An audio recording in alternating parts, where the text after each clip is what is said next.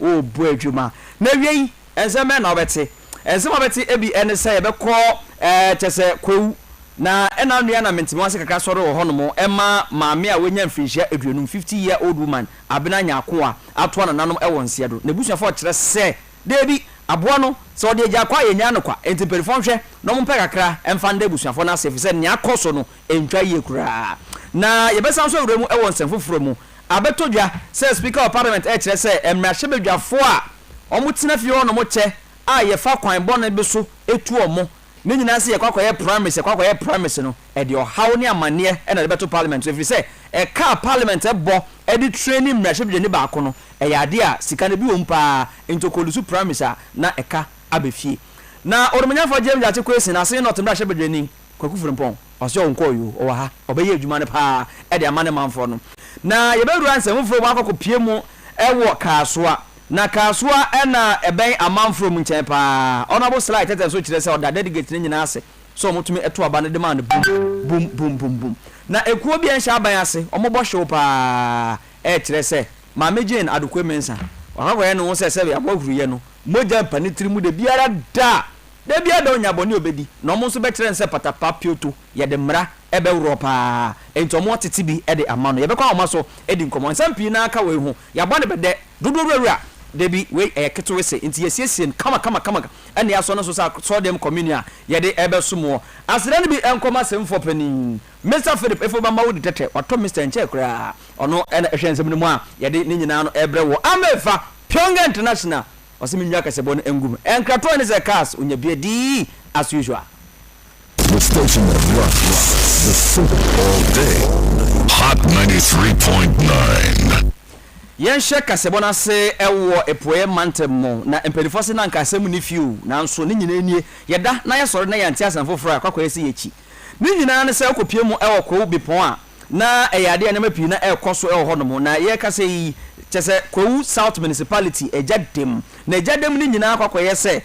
embeburu no ene aposifo no mentimo ase kakra ebom ntem na ebom ntem no yese se asono mienu ko ansanza na ebre enti pinche no koso sa no na nipa nyina nso edwane na ye maame ba ko na wenya mfinhia aduonum 50-year-old woman a ye friend abena nyako a maame to na nanom ewon se do ya ena etututu a na aposifo no eto na eno ena eneyi ebusuan no ekire mu se ekoba na sa na ya yerehosem efri se sika ntumi entonkwa na omasem omoka ne nyina ne se anka ban penifo nhwe na kakre bia ombetumi de ama ebusuan no ebesom efri se once na wenya bibia ama na asekura no pepa ne nsase edemaye enti sabiri omahwe omodihie ombesere pa se empenifo entwa omuni emfa nhwe omo ne baba a ye friend Abina Letitia na chese one Hot FM ya mane bod peni a ono ewo epoe mantem Isaac Osei enebo enkomoyi Bacheve Abina Letitia kasafi ko wipo Dura no mami no wi.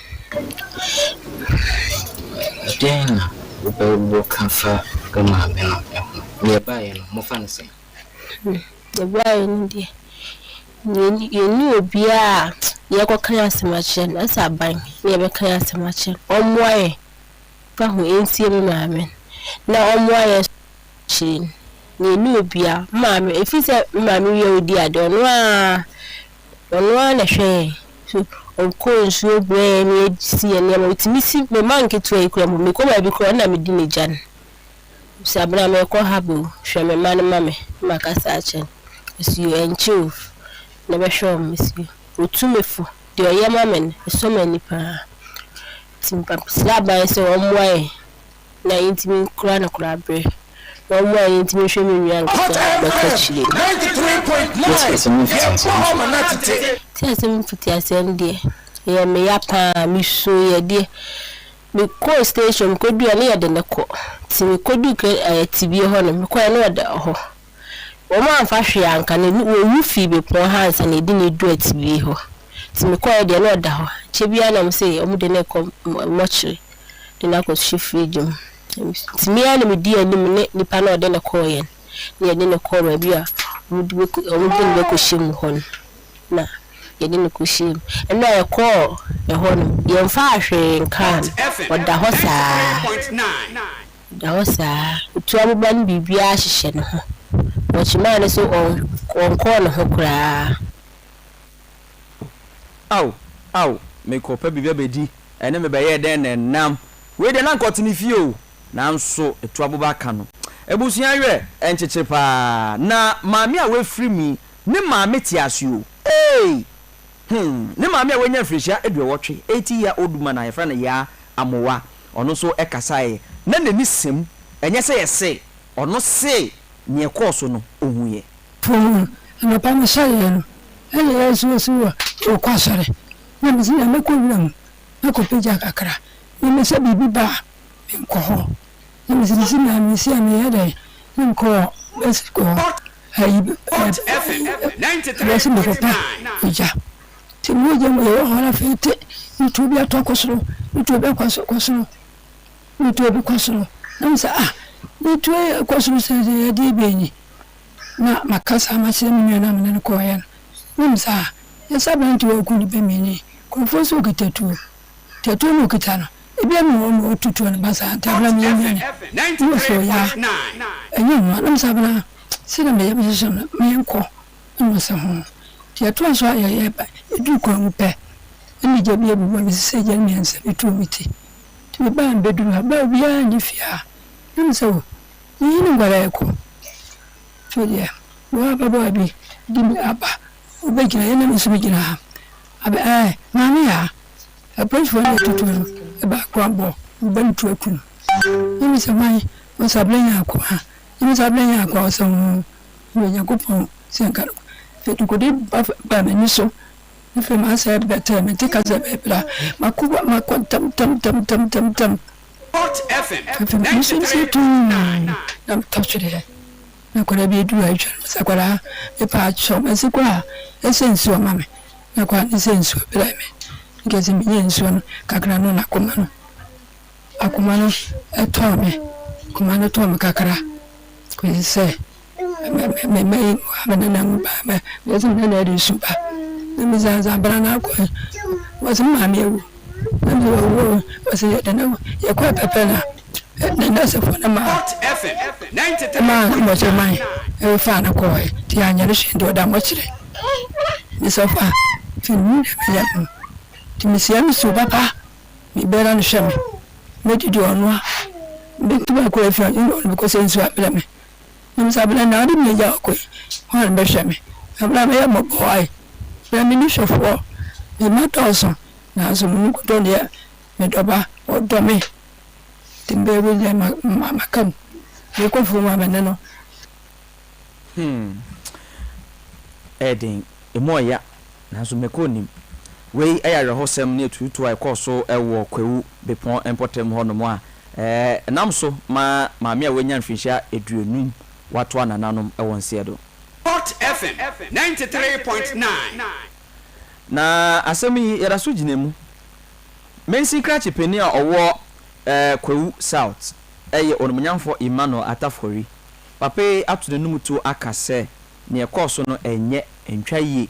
sade ne yebeka se enya na yebefekire yese aduasa mienu apai mu akase enye ema nipa nyina edi ho adanse enti ono ankasa din kan condemn ne aposifo no eyeye no na ne nyina enkanfu ano asomdwe atumi aba honomo ema chese adesuafo mpo ahyase sanso ko school enti se na nkansam no hyase hu ana Ghana fo nyina ni di ekire no nyankopon atom oma kasa ema sabre die adwubra atumi aba honomo a bibia aton kwemu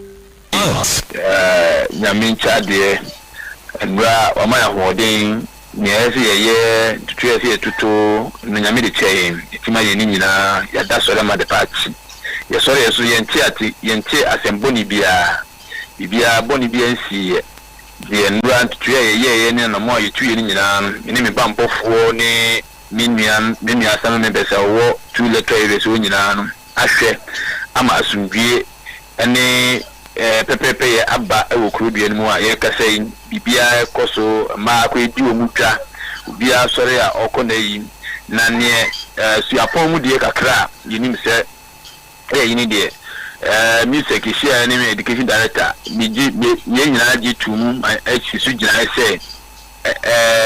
enra ne die na de ma bufra no akọ school na me aduma o china no bofra no ene akyerɛkyerɛ fo no go back to school asa koye koto mudwumadi so enti sɛ obisa me a na kakra die minim sɛ yaya koduru no school no de ende no ende bofra no esiesie ho nyame adoma okyina omo de akosua de Sajo say no ekromo to say you in charge of security no who say asumdue aba abotoyemu aba business are return back to normal and oh said America kai say bibia eboko oni bia ensi akiri asumdue amanfo asore a ye leye bepon market day ai nei ye didwa denden di wokro ni mo amanfo bi on stores omo free kuru kitu anu krasia na de mo ne ma ba ni we se di se ka se ko na juma obia edi ne juma di a wodi akope bibi ade ahye ni botum enti so far de boni bia ni ho bibia e koso fine oni bia ni ho bibia e koso fine mensin krache peninka na yati yi afi de yensi form na yenhwe se no krepa na ode ato edwana na yensen training a wedi asem yechi fiti na no abepem sa abri ene wa bre pa afi mu mepa modia apekakra de ama na fi se na dwuma ya someni Isaac say akwaba menu mejosu wa bre kafra brother my brother me mi say editor Philip me gracia ne misika od betu ama me nya asem betu betu pa ye jiwudi obeye na editor so beye ne fe Ike ensem no so far kwakosi sen nyama tesen me da si bebre sadri am no kase no kre bepon kru no se de no ade tu dwa no asundri abamu obi biara asase ko ne nyuma so ne mum se de no aye kan no stores ABB dedifo ko edwa na so ni aye san na ehu a ewo omanfo dodo na mu ninti no edwa ebranda bianka bepon etumi eba no ase enipe fi kunkuru ahodo so no antumi amma edwa no enu nti no na chese edwa no eba yempo na amun na akokotena ho no no edomo anka de bia babawo eweko odipon no enu an o mantumi am na mpo taxi crampo na wo ko taxi free eyekuru fufuro so na se de wadina taxi no onya call ne nchen kan so obipon pepepe no etu eduoja ho enya de a obekokuru no so na obeka se oye ni bi akwakoto no na so no kronya me ne mo no na chese obi biara ekọ nyuma so se de etie enu an no ne yehwe ni mu se IGP eye Dr. Akufu Dampare eba be pie enu ewo ko obipon na so no be yes nanu eni ne free adwoda ne benada enu ano yehwe ni mu yehwe buada enya de a IGP eba be pie mu na mum na numre na Eastern Regional Minister Honorable Seth Kwame Echampon eba ebe pie mu ewo kwa obi point say oye kwa ni di share mapa enu nti no oba be pie ye no na ewo se okona nanom enchen ene nanom di nkomampa ene de pon hini a ono a na ye kwa gantro hini nana nyako bawua a otoso mienu ekọ twetwe nkomo ebisa no sebe asam ne bae ma nana nso ebo no enu echi no odi abasobo na aprosifo a eba kwa wudupon eba beye adwuma no ofi ho no no odi nani ekire beebi a odi hye baako efi mu no ni fie ema okokodu ho no no okokoto abusuani a ne wofi mu no ne maame ene ne wofi mu no eba owo efi ho no anase efi ho no nanso na de ba ko se nkra eko efi ho no ma omo ebi ntente eba be hye ye minister owo abontin so no mpe ho no minister de tu nanim se omo be hwe se pepepe ye ebe ye adwuma ebi mu nso no ne ewo se won ba be hu omo ewo efi enu nkomo bia omo yon bedibia no yade obehye aban ama aban so abefie enu oma ba bedi nkomo efi ho no ye de ni kire nipa mienu a mekanise sebi obonefo ye nam no so a enebei oye ni atuko obi pon no eji omukra efi omunsem omufie emo omunso yekọ ekosra wo ansa ni efi won so yakọ hospital it's big government hospital amme hono so nipa aboba ekeka wo munso no ye Eastern Regional Minister ene as security no ekokosra wo eni omo etwetwe enkomo anopei enkra ye nyenya ewo ko bi pon no na chese enya ade a be pon ko honom no boni bi akoso no mbom no schools no enenkenna omo ye simpa ombe bi schools ewo ko bi pon nanso no se de enkra apie mu ene se ene de school for no ntumi an report ewo school edi chese teachers na chese directive bia my enchire wo mo se omo nsan emno school ebia mu nso no kwada no awopo bebre na gwa no kwa onyane ba no wo honom ade one nkwada no eko enu nti no basic school ni JHS school no enya de ene de ye share boss nke bebie no ene de yetumi abie enti so bisa ya ko di pon nie ekoso honom de asundwe de aba chese bibiara ko ni nyuma so se de tie nanso no ehunu gusu ewo manfo na mu a o kan se o ko be pompe ehunu no se de bebia wo ko na hwe ya o ko akakoton wo fra nti sa do bisa ya na nie ekono no. Oh, okay, because MC yene ne kasa ye no ka se nne ya de amu de nyama soto kwemu a schools no ebe bie, but notwithstanding no yen ko yenim na yen bisa se family no uni omukodi nkomo mete se na ne mma and some other people were making comments and making an appeal to government sanka on shena onye compensation being far more. The regional minister and the buyer no omutumi catch no and omutumi anything komo. Regional minister buyer no na medi kan say wenya adagye nneomo antena efi nneomo ani enkomo na mmom na sem se okọ na wasan aba ne nchi ebiom enu ansa na busua na ne aban na betena ase na motumi edi enkomo nanso personally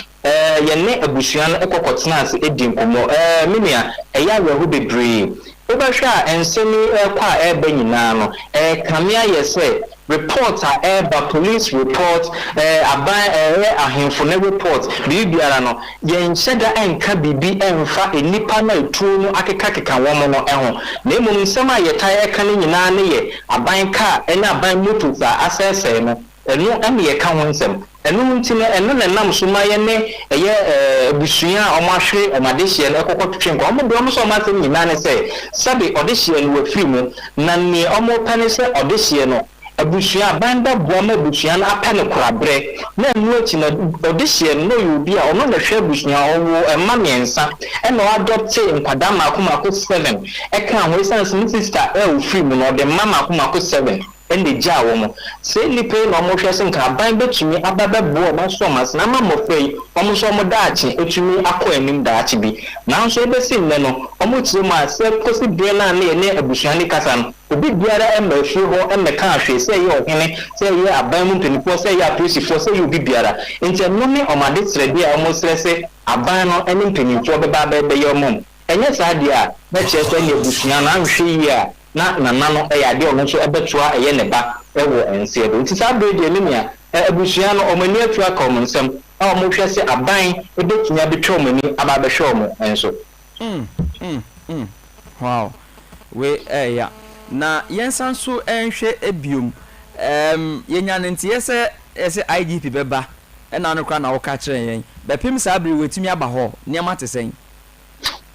Minia IGP maya ne de na meka se na be no yimina yehwe ni mu anso ayehwe buada anya de a IGP yehwe nanim hwe nanim utumi eba be pie ho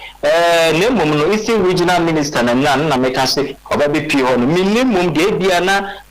security advices ni nema bia akwa ma mentino ebia na wasesa na adwen se bia ma na se bia putukuru mu no ene bi oba be pie ho no bia ene bia daachi ne bechire nti sa grade IGP ntunu pie mu ewo kro no so maybe sa IGP because na mpese mi hu se ebia yachi aposifo ne bi monya report se omo a na omo tututuo no yetumi achi ebinum a no probetumi ayayo chechire ede ama ebusua a omo ahwere won ade hye na medical mekan ensemi koba no aposifo tututuo ne die yenka omasem ensemi koba na protocol tututuo no ya mmoso na mmom ye boso ne se aposifo ka asai ya sai moto ya aposifo dia ene properties asai enipa eprepra eda yare sabia anase yi no omo nsam no empie emeye nka entie no na ama kromma na ase nipa ni bi enso enwinwe se adentina enema mienu na ese obi nka se nema na amanfo no koseye no enye ne mmom no omo se ne ma biom so ya hwa aka ma nipa bi so pra na so ye boso a ye mmoso emmo nipa iprai no mo a omo hwere omo kra no egum enu nti na me nea ama ensem na kwakwa bibi ho sa be nti sa be do bi sa ya sa na kwakwa ye boso a ye mmoso obi egu anaso obi epra ewuku kasia eba yi meja akwan ma wakọ ba mesrew se woni wonuanom sentrofo ahodo aka no momfa nto mo ho so na monye saa advocacy wey monke bi mfa ma ade hye omepra ene ebusua a omade hye efiri mu no aposifo mmro mmra so se mmra no eni omudi monye saa advocacy no menim se stories no obetro bebre trofa bra na ode ba nso yenso bebo ekiri dia ma omo why edase bebre mi Isaac osei ya mane bopani ewo epoe mantem nka ena yeti ye yekọ ensenfoforo mu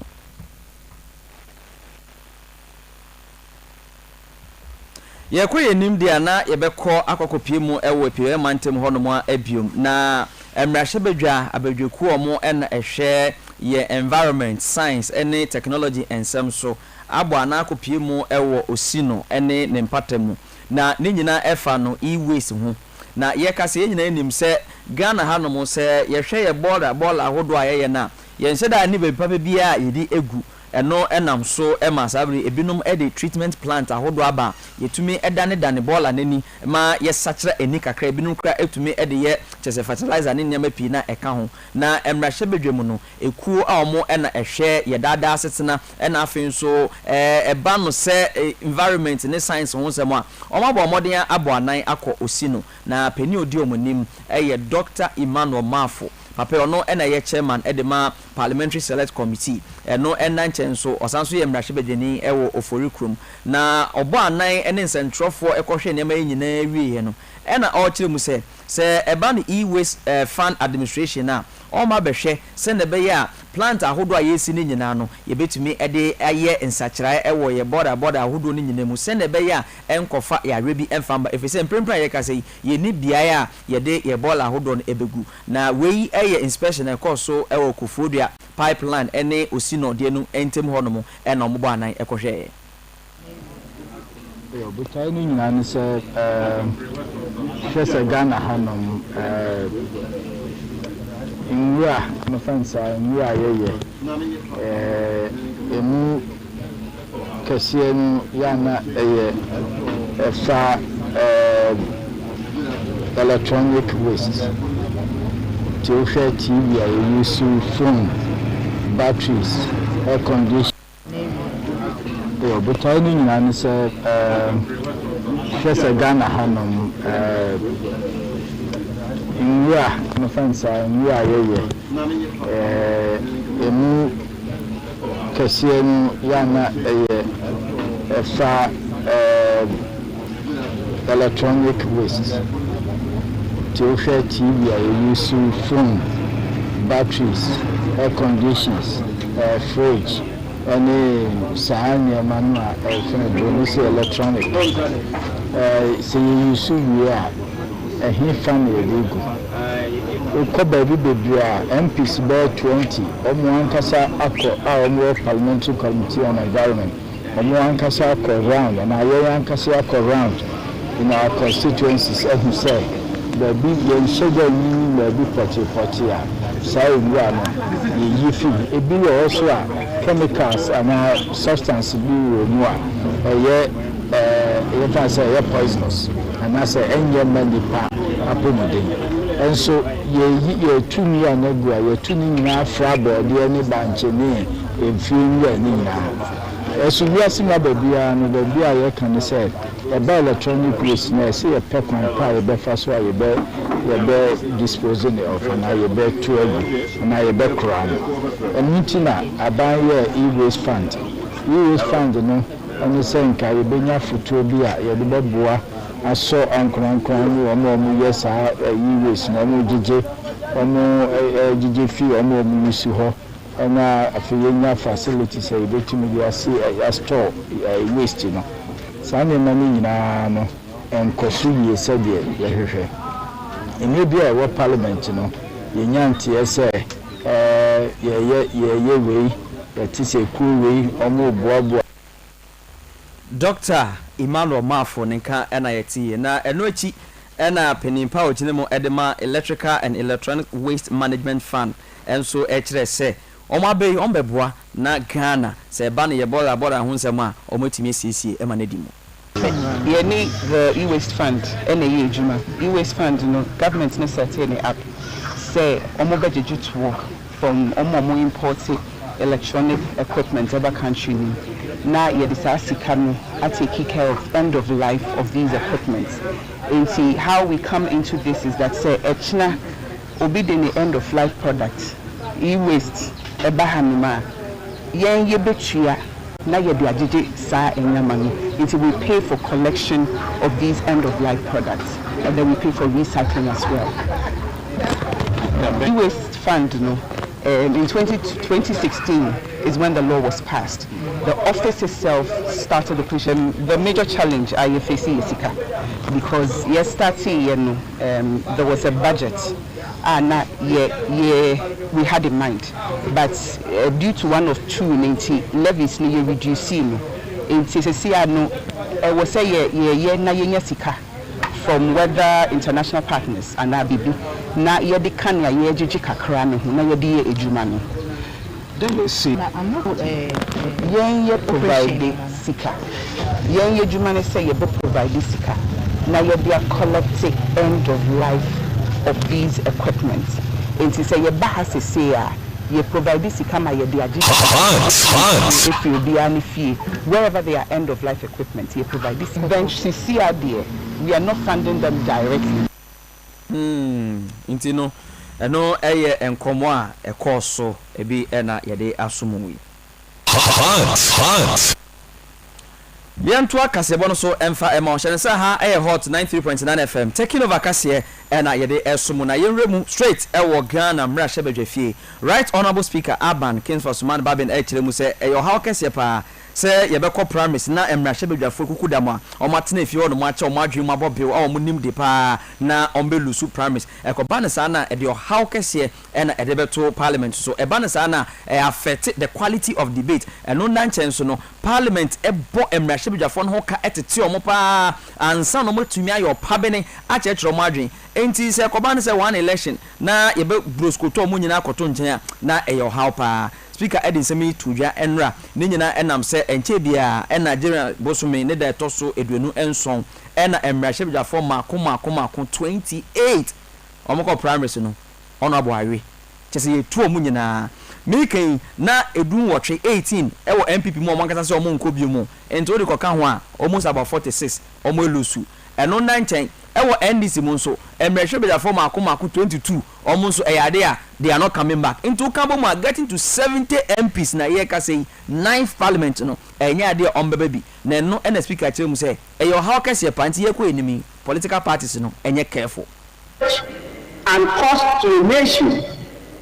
is however a matter of great concern well considered by all stakeholders. And I want to appeal to the political parties to take this matter up seriously, because the investment that is made in an individual MP is so huge for the nation, just to always go waste after every 4 years. This is not to say that we should not be assessed by our constituents. Definitely they have to. But the numbers are worrying, and the cost to the nation is colossal. We need to look at it as a country. Now, coming to the new standing orders, the last. What I say? It's hard dream pa, a hard dream. Say a banner say na the how kese na de ato parliament. So the speaker say, ye kwe enemy parties ni hwe kwen fa so omo yi candidate say omo megina say emrahye ebedwafo. Nyankopon ya adom a ye beto aba afi mu na aba na ye beto no date na akwakoye bisi basa something which is there na yehu say ye to no 7th November ana say 7th December eno enam so ema EC4 say chinchina atwan omo de omo ahom date 7th November na na ye beto no na NDC ene ekuopi na ne papi na omo nim de so e kire say debi ade no mo ye ne sa na enye yi time na aka na yɛde bakɔto aba no ɛyɛ too short sɛ mo de ba 7th November na mo ate campaign period no so nti ɔmo de ɔmo gye tuma ɛnyɛ yie na ekuo baako ɛno so ɛnhyɛ aban ase a ɔmo aka ɔmo nyinaa ho abɔ mu ɔmo so ɛkyɛ sɛ electoral commission for no ɔmo yɛ na ɛnyɛ o nti ɔmo nyae ɛnso ɛkyerɛ sɛ sɛ electoral commission yɛ na agye sɛ tintini beebi ogyina no ɛhɔ a na obɛgyina ɛne ɔmo so bɛti ntosi kɔkɔɔ paa ɛde akyerɛ no na ɔno ankasa hu sɛ Ghana no ɛyɛ nyinaa yɛ dea ɔmo sɛ ɔmo de ɔmo susu yɛ mu no sanka ɔmo nyae a anka electoral commission saa nsakyerɛ yɛ ɔpɛ sɛ ɔde bɛyi ɔmfa nkɔ next year ɔde kɔ next year na anka emu etumi ayɛ den ada hɔ ɛde ama ɔmo na paa sɛ mpempere a yɛka sɛ kyinkyina twan yɛnyɛ ne saa time wei deɛ ɔmo gye tum a ɛnyɛ yie yɛra Richard Kasu ɔno ɛyɛ panin paa a waben ɛwɔ abatoɔ ne nsɛnsɛn mu ɔno ɛna edi ekuo yɛ ne mu a ɔmo kyerɛ sɛ 7th November election date na EC for de ba no ɔmo ne ɔmo yɛ adwene a ɛnyɛ yie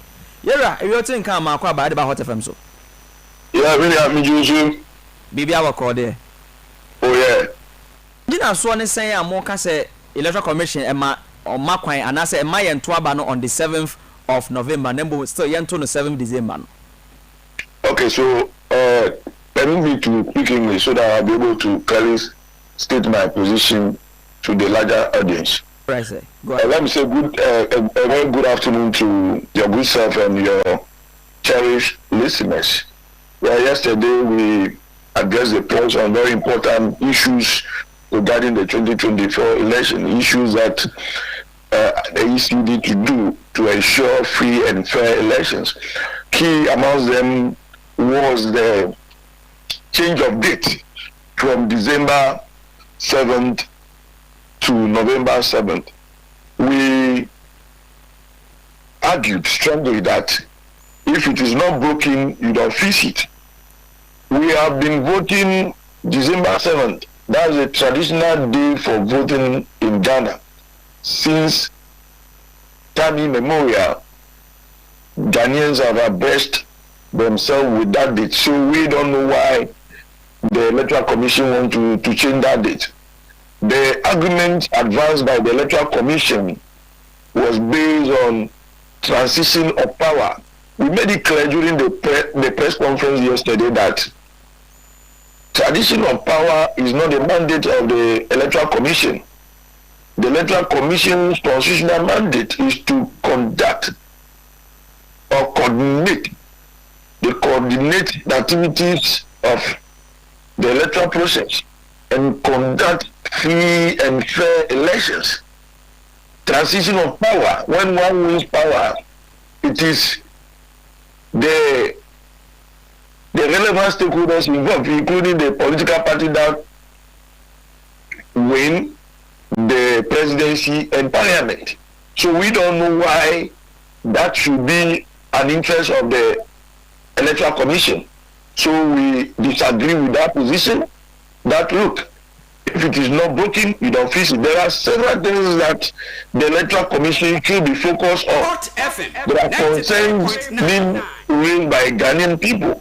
And we believe that it is important the Electoral Commission direct its energy,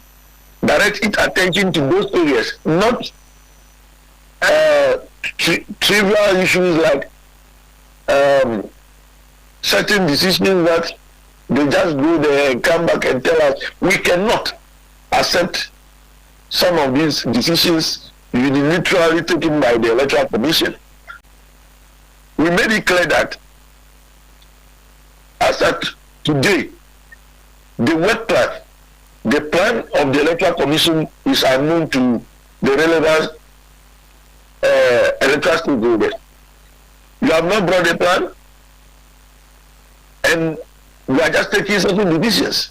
We say no, we cannot allow the Electoral Commission. So that is the main reason that we say no. Electoral Commission, you have your mandate. Go deal with your mandate. Let other stakeholders, other institutions also deal with their mandate. You don't overtake when there is no need. Oh, okay. So permit me to ask this. You also spoke about the indelible ink where Electoral Commission is trying to do away with it.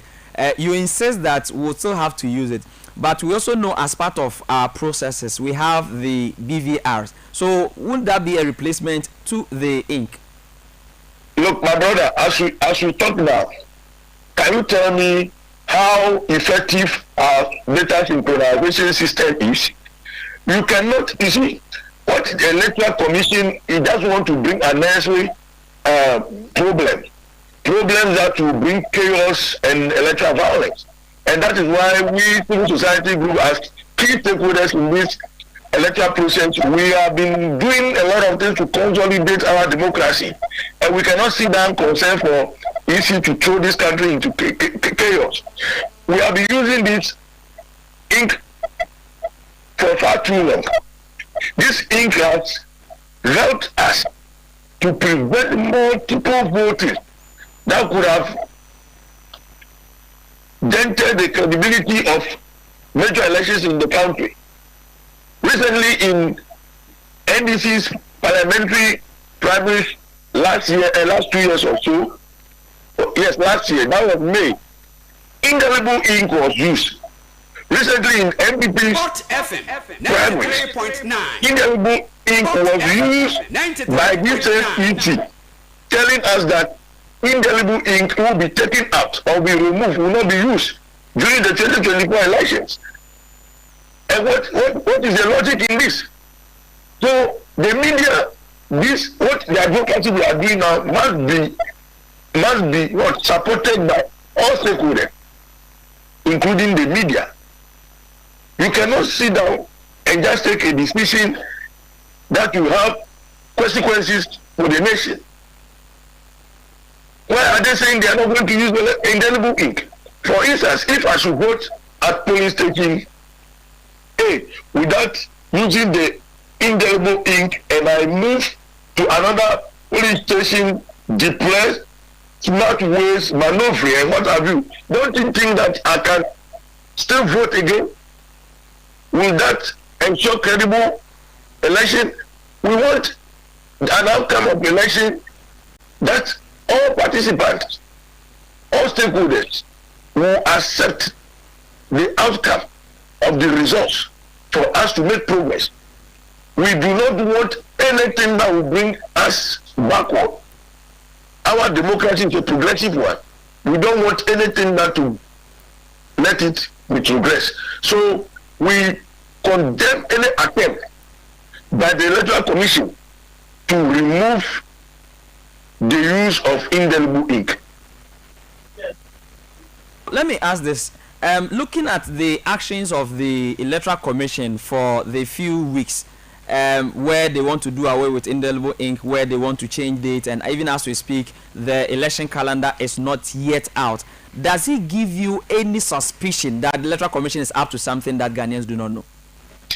Oh yes. Over time, last year, October, we did a survey, we did a research, and our findings have been put in the public domain. We raised very important issues that the research findings clearly showed that there are suspicion among the populace that the ET want to help a particular political party to rig the elections. The actions, the family event has their own shadows. The actions being taken by EC clearly shows that they are up to something. For instance, if you look at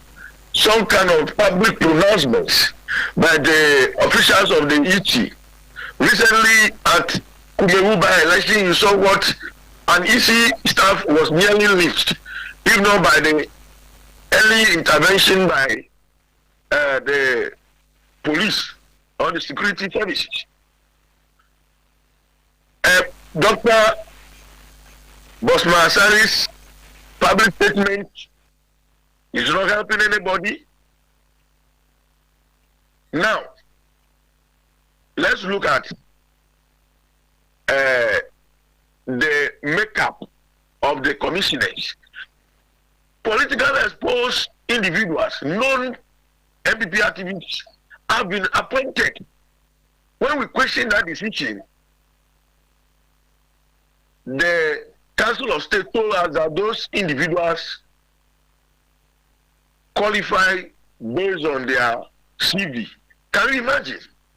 And we disagree, we completely disagree with that position.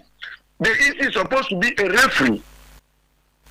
Supposed to be a referee for the election, so that at the end of the day, everybody accepts the outcome. But when issues like this are happening, when non-activists of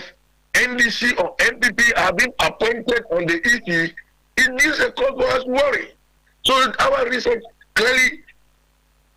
suggested that there are issues Ghanaians are not happy, Ghanaians are very suspicious of the actions being taken by the EC. So if you ask me, it is true that all these actions, these kind of shenanigans being employed by the EC, Ghanaians are not happy. They are suspicious that the EC want to do something untoward. So that is the main reason that we are doing this advocacy, to ensure the EC is on its toes, is put on its toes. The EC does what it has been mandated to do constitutionally. Thank you so much, sir, for your time. We appreciate them. These are coming events and they are unfolding. So we'll keep following up. If anything, we'll come to you for clarity. We appreciate your time this afternoon. Thank you so much for having me. Penny and I say, Richard Kasu, or no, a leader at the civil society organization back home, and not just say, near buying, and I say near easy person, you know, one share one person movie about no at the political party be. Now, share electoral commission or nipe or honor on one same or more can say Dr. Bosman Sarimo, na a train as soon, and to know yen I share, and not in almost omodio mano, atum say. Hot. On the young for Jim Jatty question, I say not to rush every day, Papa any din that da. You because I won't need a check with Kufrin Pong. Nina say last year, you two no coin no sanko winning or sabaye, or buy an honest no court, I don't know court no two can America, or so yale. Wakosa no hoyaraba, or buy ye or so be ye juma dia so man for no. Nani any decran said 2024, or by some way we need election no, a beam one touch. Yes, I'm alive and kicking, and I'm strong, and I really miss them. But in life, you have to take care of yourself. I'm back in full swing, and I'm going to go take care of my constituent, my caucus, and the country. Then we're going to succeed again. Let's keep hope alive. Thank you. So face about the legal battle now. The legal battle, you're still fighting it. Well, I mean, you all know the system, the court system, how it works, right? It's not a situation where one can say, it's not a black and white situation. We have to allow time to let the legal system go through its own process. And the worst thing you want to do is comment on any matter it's in court. So let's save that to the judicial system. Yeah, but the message is that you're ready to work for your constituents and for Ghana and for your party. My people can't wait to see me, to welcome me, to work for them. I say not, there's no turning back. I say not, there's no turning back. On a budget question, I didn't down on who and the brofo. Cover of us are Mumano Kanaman on your Jumati. Now, if I know so, Jumama Ghana. Ebusia ekwan wa said den awie e wa aboa no na akwakoba ne say ne de na say itumi e sorry so na ye ne aka ne nyina fine me producer Amefa Pyongyang International again no fair this year meton ntimpatro mo ware no mo nyina mo form application mra na yentumi ton obunzu a no muzei ono so ejina chi a so your bodyguard so your personal assistant to and ajenyankopon na kwale kote ediga hye ebeto aye so enche kra na yenda Omar Sharif ase waya ade pa ono ene twan den ekọ Facebook sami nyankopon enhya mo pa na yakoi na ehu behia se omo edi oma wodan so ebetimi agye omoni kakra na apia befi fine girl nana apia befi o papa your friend Ohene Befi o maame your friend Auntie Eunice Duga aha Nyankopon hira na onye okese ene ye wawude yi ebusua na nyina so mo bompai se bibia wo besom no ebe ye nhira mo na ya kese ye bompai se onyankopon do ba asase so no obeyi wefi adom e do akonhira mpempem ene yedi akese mu na waje me so amen enti yemfa aseda Mr. Philip Mauli Tete ono ene eyesemfo a obomodia essence ni nyina mu de ema ya bibia tumi ekoye kama oba de we kan den sesan yo eyemia bi na enkrato yin se kas unye bia di as usual ni aka na ehia Johnson so a ye beka na she no say 10th February 10th February eno eye Women and Ladies Empowerment Summit. Women and Ladies Empowerment Summit. Ya tuni din anase team no eye the Christian woman. Oba ye Kristo ni papa osuro Nyankopon te sa Amefa Pyongyang International. Ge yo osuro nyame o ne nyame som ye kama. Entim pato mo amu hu Amefa dan producer Nyankopon ya aduma Saturday oba program ni bi ewo the Lost Pentecostal Church International eno ewo Abundant Life Center anase ewo Kwashiman Abundant Life Center 10 February anopa no watwe 8 pepepe na yashase na empenifo kukudam akese bi ti se General Overseer Apostle Eric Enim Esando Otu obeba ono guest speaker sanso na they be so on kwa the General Overseer ntino no na eko na afen so Apostle retired Richard Amegbo Boafo ono so one of the guest speakers na yankasa youth coordinator Mr. Philemon Edward ono so ebeba ene abekasa ye first lady Mama Juliet Esando Enim Otu the Lost Pentecostal Church ono na first lady and a women's leader Mama Odilia Delasi Sowa Mrs. Odilia Delasi so ono women's leader the Lost Pentecostal Church and na afei oba so no fe no monyamfo oba kukudrufo kasa o ti say yes power di echire ono kukudrufo guest speaker Dr. Cecilia Tutu Dankwa e ma bi sei e na mefa Pyongyang International person yete so mo osidwem a na bebia tedi e dia ma enti anopa 10 yehia ewo Kwashiman the Lost Pentecostal Church International na yentumi entwetwe enkomo bra na besu ade Sister Ruby ana Mrs. Ruby Mrs. Ruby Edward Nyankopon enhira pa o na o coordinate bibia kama Aunt Ruby Nyankopon enhira na onye okese na Valentine ne ba so na week pepepe Amefa yebekwa hin yebekwa akosombo yakwaji eni ewo ho na se yebekwa akosombo de a hye so se Valentine wonso obeye ne Hot FM si yenyi 1 minute record bibi de fatum ema wodofo na yente se wodofo ne ti se yabo audio no wo Hot FM pe na so tumi fra mudem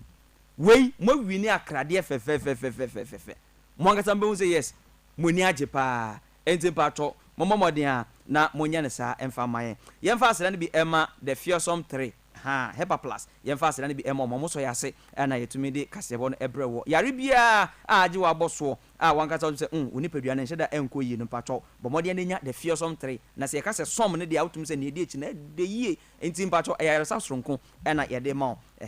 enti fre 0244 201 589 0244 201 589 ofra yebeji ofel so na ye no abo enkomo ade ahye ne se Kel Chaco toothpaste no so ewodwa so o twen den we apostle pa nkwala de twi omo se a omo tumi sere kama awofo munji bi mfama momba no munji bi emfa mbo omo se na be obetumi twi ne sen na ne sen aye kama we fresh o se no ebe white pa na afi so reduce dental plug ni ne keka ho ni nyina o twen den bomoden na tobi na fatufie na nkwala no enyusu we Samara Company Limited for na ede aba ne board ye eda form team keja nkwala omonya finhia ensia ede kono ene ye kanfo ede emam ebusua ekwantintin bia ewie ewokutia sabri de nkrato yin se cars onya bia di as usual champion Benito ewiase nyina Benito waba ewie or the sports ne be na nsem o de ba ne de especially women's league no o won sem ka ya so put the power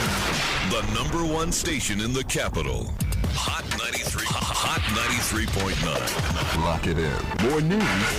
more information hot morning drive the number 1 hot presenter in the nation 93.9 your hot radio station while the others keep on talking we keep on rocking Hot 93.9 Austin Studios presents something unique, something new, and really cool. Back to today's highlight at R&B on 93.9. Rush Hour. You're listening to the After-Drive Show on Hot FM. Sports Bits. Listen to Hot Sports, the #1 sports program in the nation. Don't touch that dial. Hot. Lock it in. 93.9. You've never heard radio like this. Yo, Ghana man big at table of Banyafenya Day, Bany Hot 93.9 FM, no Negashemo be Ishe, no Jackashema Boni. Anya make a banya ya kan yemo mie wanye no make a koko komeniko gama ekpa shane ne lo fe kralum ake woke ban woke banya ye Hot 93.9 FM pa ulune no ago tobolo ni bo tu enmene gbinem no jake nye denche nye yo wan pa na ati de kwale kote na ati yes saying gashemo abo no wanye ke anya shane ne anye men no ne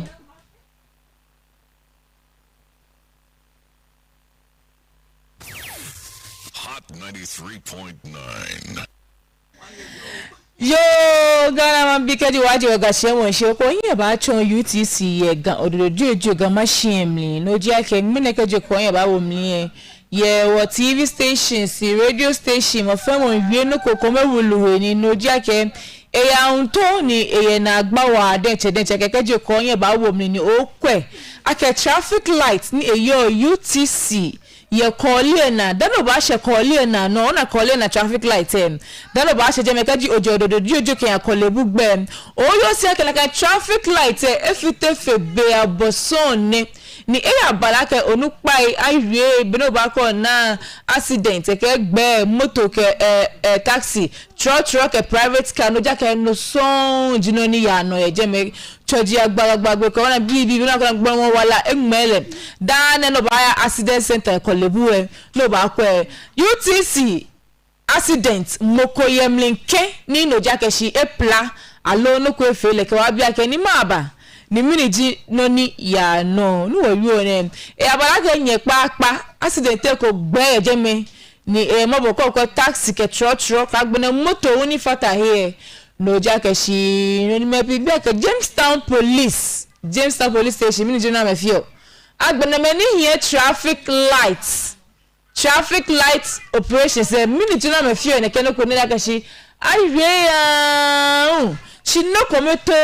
no chino ni ya no mini chino ni ya no me pin bia ke enele sa ko no pai anyen atehie wo de no wona ni abe ko klaba sane na he jemo yake shin le edimo krede ni nye ete e asha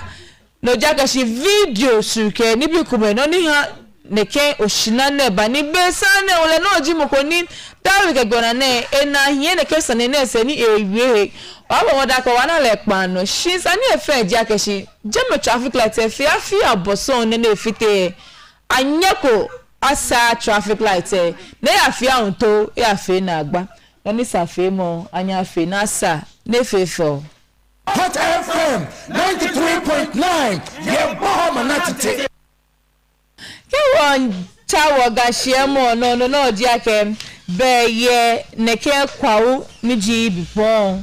ona akashi juniwe noko ni etedo ni e abale akashi eha angamo schools poni Yokwa South municipality emie e abale akashi ni owo ni wona wole ake no fe no efedio anyamo sanji abofena no jakashi e abale akashi ola Emmanuel Atha Ofori ni eji Kwa South municipality chief executive ebo ehewo modern enye eke no jagada future learner sanigba eke kwabuna pra the don na sanigba ye hot morning drive no ya na ali ake ni wo wi one no fe no kadin gbe shemo ni ba ma mi ebiani ko kobo ni man big police fo ya shrani no wo ake atwatum ekumeke o rubber tu shi bokuma wala emmeleke boko wala emele bo ke megbo we plado gba denche ti fake fence ula Emmanuel Atha Ofori ke ni wo wi oni gbe shemole ninu menye kwa mejepe ametuji amike ni anya sana na kaya uno e abala ka shikeji okonye ba wo mle o yo si ake sukusu abo ni angana bonafe ni gbe bia ka jema mi aka ba school ni se ni ko ani na muko e ni wo wi oni agbelemi keje ngmene gbine ke ya sa ke be bia nya aba na me wacha ameni kasemo no fefo feke fese weku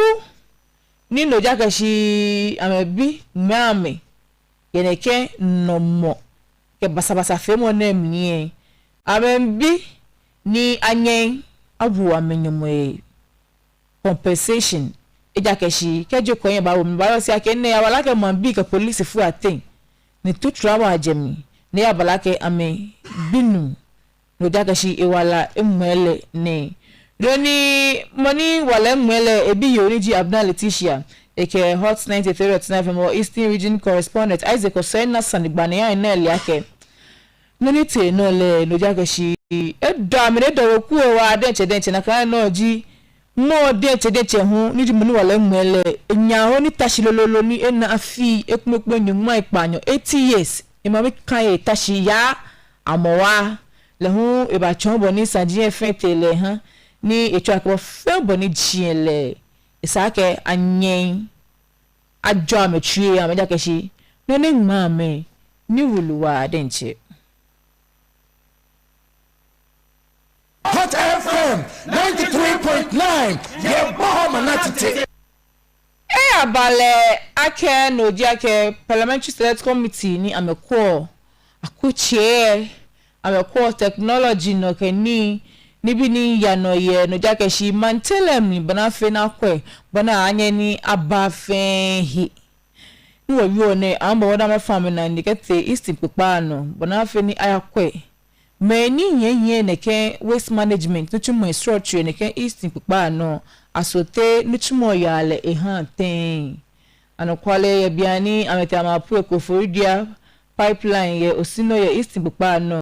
Chairman Kiana ke Parliamentary Select Committee ni enyeme abone ahie keteniji owula Emmanuel Mafo eya ana aliakeshi no jiake amolo bomode ni se pe ne ko wa kwe ne ke dada je agbene tafla che ni asepo na teke ni abomode ache ko wa ko le na ne no yo gan chipon ne no wana keshi ke afi ne ke kuncho ne ke jate ashofen choji efe abu amina ya komi afi machines wujin akechomo no jaga shi recycling akefi oni bi koko komi jo epo ko wa koko le na ne ke gbehun no wa fi ko na kan machine afi le tu agbo ni no jo eke ni ke mene ya lo jo eke ni efe no wa me ke ya je me no akefi oni bi koko komi ene mene efe amalo efe bo na afi ni ehanu chuma bamami agbone hu ni ano blind ko blaya bi no jaga shi ame ya jo ame agbone ko ni ma hu ni be ku ni be ko ne hu eda no ba na je bu asagbene no jaga shi me no jaga ni bi basabasa anye na mo fe na e ani mami afefe agbena ma lo ba chona kan egbe no ko le wona no ko ne ke wo economy no yo butai ni nyina ni se hwese Ghana hanom nwura ma fansa nwura yeye emu kasi no be owula ni doctor Mano Mafo le egbenyen no eji MPK han ofori krom woncha wagahye mo no Hot FM 93.9 ye bohoma natite woncha wagahye mo no ya bala keshi mo ni yo ya me ni yo manga jina faga boy shi Alban sumana bagbin e anali yake e ya rehoni ya nto akese pene afin wa abotemni ehe na ba fon shikie to jake MP sabo ni noji me ameji meni akamechu ni ajinato here ni ameyesa amekase ni fe ni kase mo be pie bi abona ofio awon ebe o insa no ko wa kwe afia abona me in parliament ha na me na hisaleko shineke me abona efe keko parliamentary primaries ni MPP ke NDC FNT me piji meni afinika wo hiele parliament ame ban jam jakeshi ame bene ko komo ejemi afon shike ha me ekume project enje ke o ame po ame smuna bad moshpona famon afame no shike dom MPP e ko wa ko ye biani ame fe ame parliamentary primaries ye arbatanyo no gbi ni jinyuma enyo ke pawo no city MPs ekume no jakeshi nyuma enyo ke panyo 28 that I'm a fan I am hands down na kan no NDC hu city MPs ne di nyumake pawo 17 amu ayi me hands down na kan no MPP no we me ekwe nyumake ne hu amepo ameka me dum mo shipo na ba fam no shiki don ni NDC hu ekwe enum 5 ama meka me dum mo shipo ni aba fam no shiki don kwa 28 name ke 17 name ke agbene 19 ke 5 no ke fe cha no fe mathematics fe bodenche oba yo si ake be me piji me na hisaleko ni anan amehise na mo ye parliament don ye afinika wo nyida keshi jeno ko ni afon ameno oshiki eneni abasuma na bagme chon na gba da keshi me ni wa ba anwen pako isaka tru amena jian na chosi amekeni chife ke fense mitumo wulu ne bakanshi ne isaka anya tru pepepe and cost to the nation is however a matter of great concern worth considering by all stakeholders. And I want to appeal to the political parties to take this matter up seriously, because the investment that is made in an individual MP is so huge for the nation, just to always go waste after every 4 years. This is not to say that we should not be assessed by our constituents. Definitely they have to. But the numbers are worrying, and the cost to the nation is colossal. We need to look at it as a country. Now, coming to the new standing orders, the last and cost to the nation is, however, a matter of great concern worth considering by all stakeholders. And I want to appeal to the political parties to take this matter up seriously, because the investment that is made in an individual MP is so huge for the nation, just to always go waste after every 4 years. This is not to say that we should not be assessed by our constituents. Definitely they have to. But the numbers are worrying,